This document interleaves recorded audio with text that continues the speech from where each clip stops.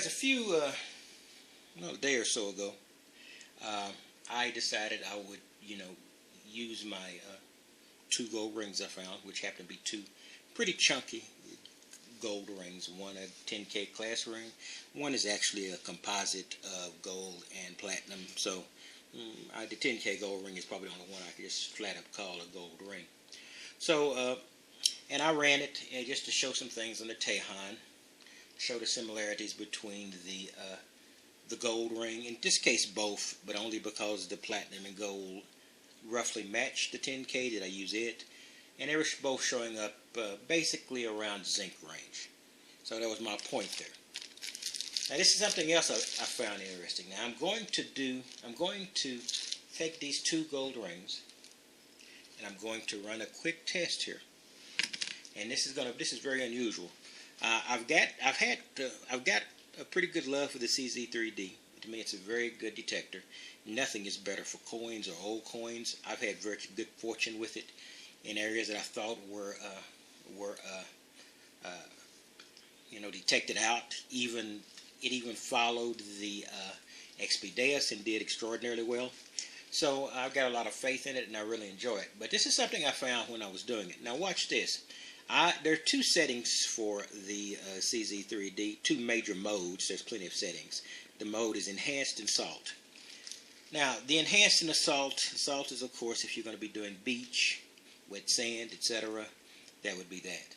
But also what salt does is differentiate the zincs.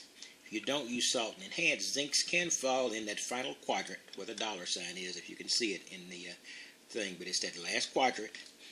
Zincs can fall in there with quarters, dimes, and copper pennies. With salt, it tends to separate them. You tend to find zinc in the next quadrant over, the second quadrant from the right, where the star is, and that would signify as zinc. So I'm going to do this. I'm going to take these two gold rings. I'm going to do first 10K glass gold ring, and I'm going to run it in enhanced mode. And we're going to see where this falls. Now remember, I showed the Tehan that it came up almost in the zinc range, and virtually in the zinc range. So I'm going to go do that with this. I'm going to go with the 10K, and then later I'll follow it with the platinum and gold ring, but it's only because it's shown itself to be roughly equivalent to the 10K. So I'm going to go, I'm going to pull that back a little bit, and here we go. I'm going to take the 10K ring here, the 10K class ring, and I'm going to carry it in front of this. I'm going to turn it on first, and I'm putting volume at the red, at the red, at the red. I'm going to leave this at 0. That's not important, but I'll leave sensitivity and volume at the base there, and I'll put ground balance at 5. You're not ground balancing in there anyway. It doesn't really matter. So here we go. I'm going to go, and I'm going to take this ring, and I'm going to swing it in front, and now I'm in enhanced mode now.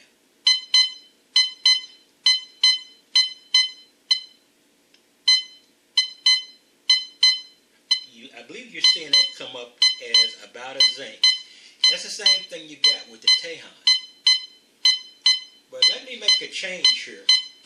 With the 10K ring, same 10K ring, and the only thing I'm going to do is to hit this little toggle that will go from enhanced to the salt.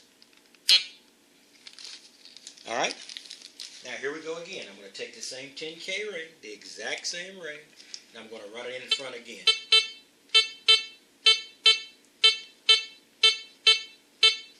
Now isn't that showing somewhere around the square tab range? That's interesting. The mode of the CZ3D determines whether this falls in the classical territory of gold at the pull tab, square tab, nickel range, or whether it falls in the zinc range and enhanced. But look, in salt mode, it's at that conventional measure of a gold ring, even the big chunky ones. And I'll do the same with the combo platinum and gold ring. Same way. Okay guys, this is the second part of this. I realized once I'd done the first part that there was a hole in my methodology you could drive a truck through. and I knew that as smart as the people are around here, they're going to figure out what that was. So I guess I'd better close that hole at least to some degree. Once again, I'm not saying that this is an indicator that the CZ3D, at least in a very, very limited range, can tell gold from one type of pull tab, but it's just interesting to see. And it's something, you know, that I've never really played with the salt and enhanced mode much. I usually run enhanced, and I still will usually run enhanced. But that's very interesting in the fact that you can find something that rings up as a pull tab, this gold ring, or square tab, and then you can change the mode, and then suddenly it rings up in the zinc range. And we know that big gold rings can sometimes fall in the zinc range. So let me do this again. This time I'm going to run the test, but this time I'm going to use a traditional square tab. And I'm going to switch it back and forth. So I'll prove that the square tabs don't switch back and forth with the switching of the mode. At least that's my principle here. Whether I prove it or not, we'll see. So this is the square tab, and I think this one might ring at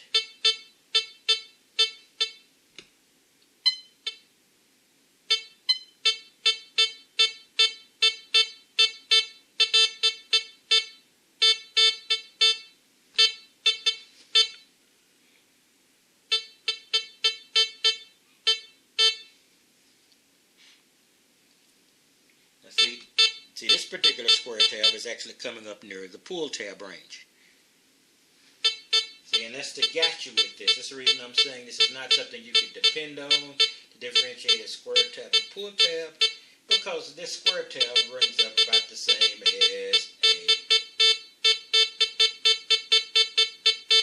as a pull tab, and that varies a bit also on the way you angle this particular pull tab. All right, let me take another one. Let's see, let's see, a different composition. It's a little bent, a little different. Let's see where it shows up.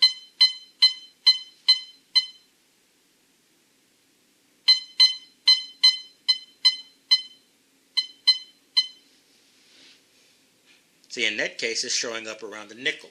So we're seeing the square tab show up around the nickel range and into the pull tab range. And we also saw them going from the pull tab up to the square tab range according to the analog reading on our CZ3D.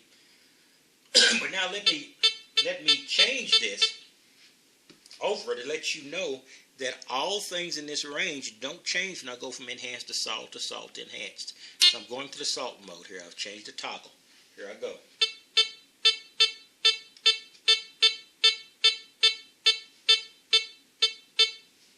You see there?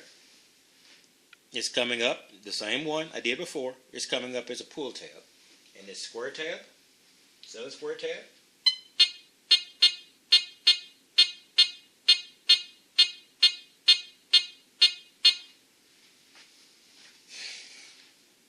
is coming up right around the foil or pull tab range. So I'm just trying to tell you that the weird jump that is made when you use the gold rings from the area of a zinc all the way over to a copper square tab range is unique for gold, at least unique for gold in this circumstance. Who knows? Maybe some other composite will do the same thing. I'm going to reach over here and get a crusty zinc, and we'll do this. I'm going to do this in salt. I'm going to do it in the same order. I'm going back to enhanced with the toggle.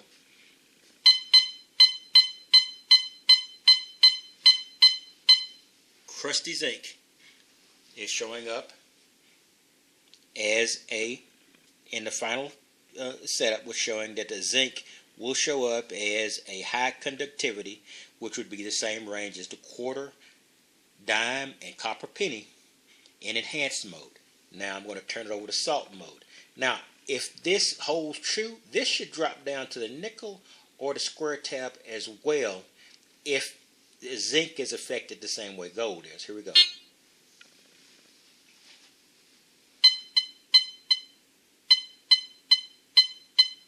By the way, I'm really close to the coil here because I really turned the sensitivity down on the CZ3D. Alright, there. I hit the zinc again. Now you see the zinc falls in the expected range of zinc. So the variation is from there to there, which is what the enhanced mode does. The weird thing about the enhanced assault mode is that jump from that big gold from zinc to the square tab. So yeah, take it for what it's worth. I'm not saying it gives you any special indication of how you're going to be able to determine a square tab from gold in any situation. It's just something worth thinking about. So, take this, throw it away, do whatever you want with it. Your preference. It's just something I thought was interesting when I started tinkering around, running gold over my other machines just to see what the readings would be. In any case, this is Texas Tiger Diggs, and I will talk to you later. I'm still out there detecting, finding a few things, something that I hadn't found before. Don't take that to find. Don't think that I found a solid block of gold. I haven't. It's just something that I've been detecting a while and haven't found, which is kind of unusual for me not to have found in that time frame. In any case, I'll talk to you later. You have a wonderful day.